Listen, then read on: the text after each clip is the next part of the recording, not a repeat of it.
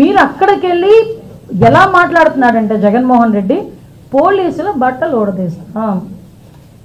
నిజంగా దమ్మున్నవాడు ఎస్ఐ బయటకు వచ్చి, ఎస్ఐలు అదేవిధంగా మహిళా పోలీసులు కూడా బయటకు వచ్చి ఏ రకంగా మాట్లాడుతున్నారు అని ఒక ఎక్స్ సీఎంని నిలదీసే పరిస్థితి వచ్చిందంటే సిగ్గుపడాలి ఈరోజు జగన్మోహన్ రెడ్డి. ఎందుకు ఇలా మాట్లాడేనా అని సిగ్గుపడాలి. నిజంగానే అనిపించింది.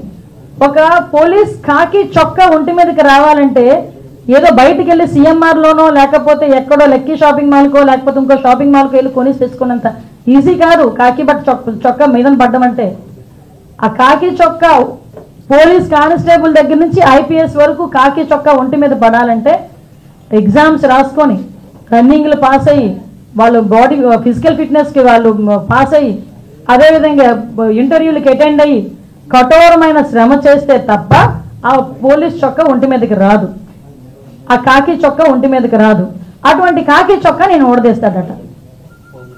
అది కూడా ఒక ఎక్స్ సీఎం మాట్లాడే భాష ఏమిటో నాకు ఒక అర్థం కావట్లే. అందులో ఆడవాళ్ళు ఉన్నారు. అనంతపురం ఎస్పీ ఒక లేడీ, అనంతపురం డిఐజీ ఒక లేడీ, అక్కడ చాలామంది లేడీ పోలీస్ కానిస్టేబుల్స్ ఉన్నారు, లేడీ ఎస్ఐస్ ఉన్నారు. అలాంటి వాళ్ళ గురించి బట్టలు ఊడదీస్తాం అలాగే ఇలాగా మాట్లాడుతూ ఉంటే సిగ్గనిపించట్లేదా? సంస్కారమేనా అది? ఇక్కడ దగ్గర మనకి అతను 11:04 అతను ల్యాండ్ అయ్యారు. ల్యాండ్ అయిన తర్వాత చాలా క్లియర్గా అందరూ కూడా లోపలికి వచ్చేసి అతన్ని ఇబ్బంది పెడితే పోలీసులు వాళ్ళందరినీ కూడా తోసుకుంటూ విఐపీని తీసుకొచ్చి కారులో ఎక్కించి పంపించడం జరిగింది. పంపించిన తర్వాత వీళ్ళు ఏమన్నారు, ఆ విండ్ షీల్డ్ ఎక్కడో క్రాక్ అయింది, ఒక ఎయిర్ క్రాక్లా కనిపించింది. అబ్జర్వ్ చేశారు. అబ్జర్వ్ చేసిన తర్వాత అది ఎప్పుడు జరిగిందో తెలియదు, ఎలా జరిగిందో తెలియదు. కానీ వెళ్ళేటప్పుడు మేము అందులో హెలికాప్టర్లో వెళ్ళలేం కాబట్టి మేము బై రోడ్ వెళ్తాము అన్నారు. యాక్చువల్గా మాకు బై రోడ్ వెళ్తాము అని చెప్పి అఫీషియల్గా కన్ఫర్మ్ చేసిన టైం చూస్తానండి మీకు అరౌండ్ అంటే మాకు ఇన్ఫర్మేషన్ ఇచ్చిన తర్వాత ప్లస్ హెలికాప్టర్ పైకి వెళ్ళడం 12:42 బై రోడ్ కన్ఫర్మ్ అయింది. 12:42 బై రోడ్ కన్ఫర్మ్ అయింది. 12:56 చాపర్ టేకాఫ్ అయిపోయింది. ఒకటి నాకు అర్థం కాదు ఏంటంటే ఇక్కడ ఒక స్టెప్ బై స్టెప్ చూసుకుంటే 12:42 రోడ్ మార్గాన్ని వెళ్తాము అని ఎందుకు చెప్పారు? హెలికాప్టర్ చాపర్ వాడు పైలట్ మేము మళ్ళీ పైకి తీసుకెళ్ళలేము, మాకు ఇబ్బంది అవుతుంది, టెక్నికల్ ఇష్యూస్ ఉన్నాయి కాబట్టి అతను ఏ ప్రోటోకాల్ ప్రకారం చెప్పాడు, ఏ టెక్నికల్ బేస్డ్ అని అతను చెప్పాడు, లేకపోతే అతను ఎందుకు ఇబ్బంది పడ్డాడు తిరిగి విఐపీని తీసుకెళ్ళటానికి, ఇది ముందస్తు ప్రణాళిక, లేకపోతే అతను వన్ సైడ్కే చాపర్ మాట్లాడుకున్నాడా, ఇవన్నీ కూడా మనం ఆలోచన చేసుకోవాలి. ఎందుకు ఇన్ని డౌట్లు వస్తున్నాయంటే చాపర్ ఎగరటానికి విఐపీ ఉంటే ఎగరటానికి ఇబ్బంది అట. వితిన్ 14 minutesలో చాపర్ టేకాఫ్ అయిపోయింది, హ్యాపీగా వెళ్ళి ల్యాండ్ అయిపోయింది. కానీ చాపర్లో వెళ్ళే విఐపీకి ప్రాబ్లం కానీ ఆ పైలట్కి ప్రాబ్లం కాదా? మరి పైలట్ ఎలా వెళ్ళాడు అదే చాపర్లో? ఒకసారి మనం ఆలోచన చేసుకోవాలి కదా ప్రజలందరూ కూడా.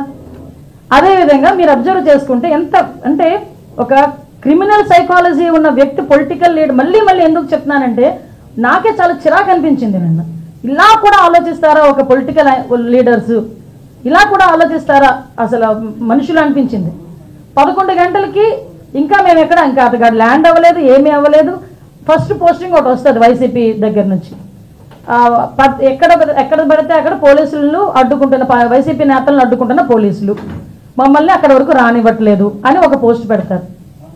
వితిన్ 30 minutesలో హెలిప్యాడ్ దగ్గర భద్రతా వైఫల్యం, పోలీసులు ఎవరు లేరు.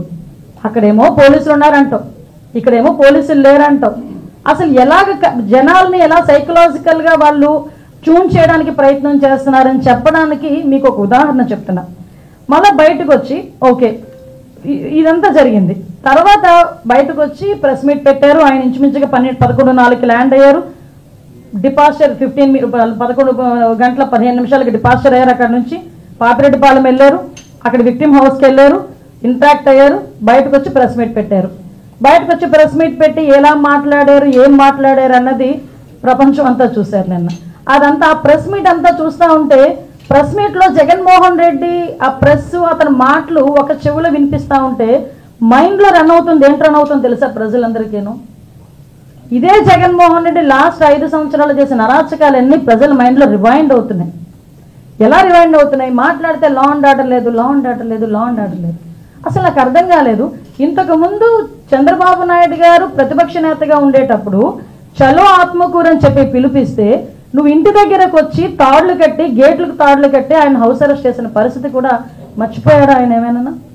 ఒక పక్క నుంచి చూస్తే అదే సందర్భంలో వైజాగ్ వచ్చి ఆయన వైజాగ్ టూర్ పెట్టుకుంటే ఎయిర్పోర్ట్ నుంచి బయటికి రానివ్వకుండా గూండాలను పెట్టి అతని మీద దాడి చేయించిన పరిస్థితి మర్చిపోయారు Jaganmohan Reddy. Law and order గురించి మాట్లాడుతున్నాడు ఆయన. నేను ఇప్పుడు ఆయన ఎక్స్ సీఎంగా చంద్రబాబు నాయుడు గారు ఉన్నప్పుడు ఆయన చేసిన అరాచకాల్లో ఏదో మచ్చుకు కొన్ని చెప్తున్నా. అదేవిధంగా రామతీర్థాలకి రాముడు తల నరికేశారని రామతీర్థాలకి గౌరవ అప్పుడు ఎక్స్ సీఎం ఇప్పుడు సీఎం గారు చంద్రబాబు నాయుడు గారు వెళ్తే లారీలను అడ్డగా పెట్టి రోడ్డు మీద కూర్చోబెట్టే సందర్భం మర్చిపోయాడు ఆయన. ఇదే చంద్రబాబు నాయుడు గారు అమరావతి పర్యటన పెట్టుకుంటే బస్సు యాత్ర చేస్తే ఆ బస్సు మీద రాళ్ళు రువ్వితే అది భావ స్వేచ్ఛా ప్రకటన అని నీ పోలీస్ చేత ఒక రోజు మాట్లాడించిన సందర్భాన్ని మర్చిపోయాడా జగన్మోహన్ రెడ్డి? అదేవిధంగా మనం ఆలోచన చేసుకుంటే ఒక పార్టీ ఆఫీస్ మీద దాడి ఏ సందర్భంలో పార్టీ ఆఫీస్ మీద దాడులు జరిగినాయండి ఇన్ని సంవత్సరాలు స్వతంత్రం వచ్చిన తర్వాత?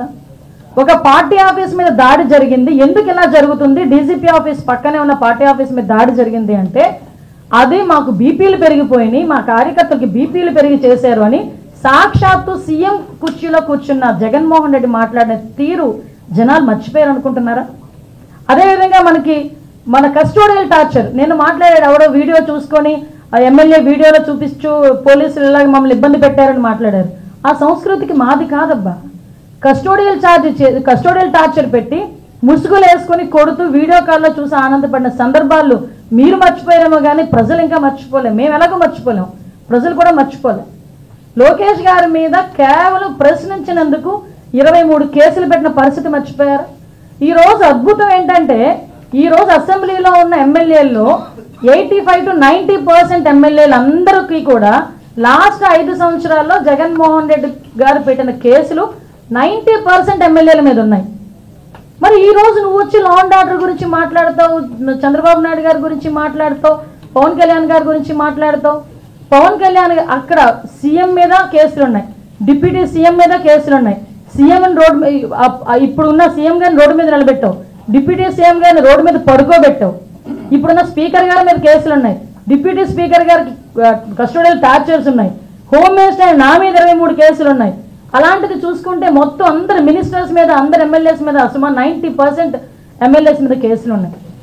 అయ్యో హత్యల కేసులో, కబ్జాల కేసులో, దొంగతనాల కేసులు, ఆ కేసులు ఈ కేసులు కాదండి, కేవలం ప్రశ్నించినందుకు మా మీద పెట్టిన కేసులు ఇవన్నీ. నువ్వు ఈ రోజు వచ్చి మాట్లాడుతున్నావు. ఈ రోజు మేము ఎంత ట్రాన్స్పరెన్సీగా పనిచేస్తున్నామంటే జగన్మోహన్ రెడ్డి నేను పలానా ఓకే సవాల్ వస్తేనే బెంగళూరు నుంచి వస్తావు, ఎక్కడైనా శవరాజకీయం చేయాలనుకుంటే బెంగళూరు నుంచి వస్తారు మీరు. ఎస్ కాదని చెప్పట్లేదే.